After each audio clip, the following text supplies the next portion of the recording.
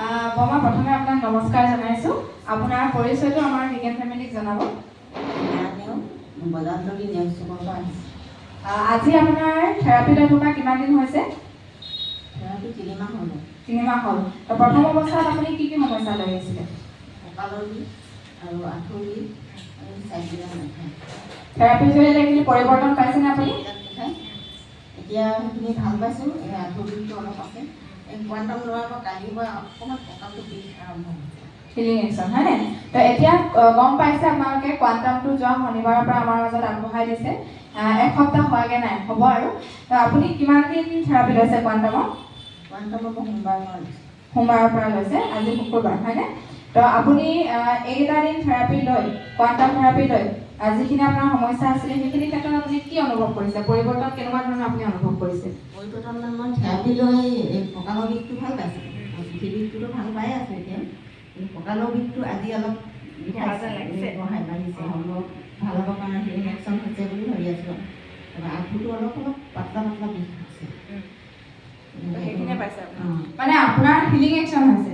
তাৰপিছতে আমাৰ বৰ্তাৰ লগতে বৰ্তাও আহে আৰু বৰ্তাৰ সমস্যাটো অকণমান মানে ক্ৰিটিকেল বুলিয়ে ক'ব লাগিব। তেখেতৰ সমস্যাৰ কাৰণে তেওঁ অকণমান কথাবিলাক পাহৰি যোৱা ধৰণৰ নিচিনা বা আগতে যেনেকুৱা নৰ্মেল আছিলে এতিয়া অকণ মানে সৰু ল'ৰা নিচিনা হৈ পৰিছে।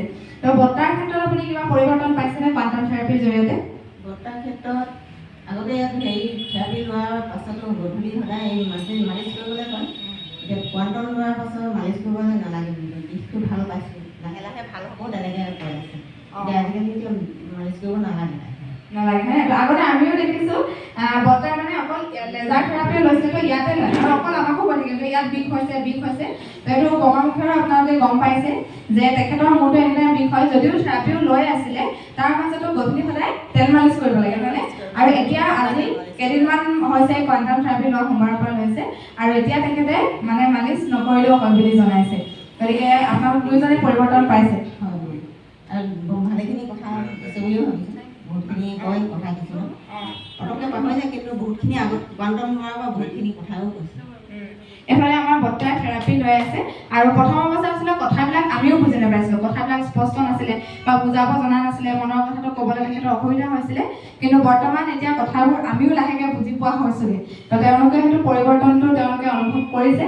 আশা কৰোঁ খুব সোনকালে যাতে তেওঁ একদম সম্পূৰ্ণৰূপে সুস্থ হৈ উঠে। তো আপুনি এই থেৰাপিটোৰ বিষয়ে আপুনি কি ক'ব বিচাৰিব? থেৰাপিটো এইটো বহুত ভাল থেৰাপি। সকলোৱে আহক, যিবিলাকে প্ৰব্লেমত ভুগি আছে সকলোৱে ভাল হোৱাৰ আশাৰে আহি থাকক, ভাল হ'ব। ঠিক আছে, বহুত বহুত ধন্যবাদ থাকিল। আহি থাকক এনেধৰণে আৰু বৰ্তাও ভাল ৰিজাল্ট পাওক। তেখেতৰ অকণমান হিলিং একশ্যন হৈছে, তাৰমানে খুব সোনকালে ভাল হ'বলৈ গৈ আছে হয়নে? গতিকে দুয়োগৰাকীৰ বাবে পুনৰবাৰ এটা ডাঙৰকৈ হাতচাপৰি আগবঢ়াই দিওঁ। ঠিক আছে, থেংক ইউ। আপুনি আসন গ্ৰহণ কৰিব পাৰিব। এতিয়া সেইফালে যাব।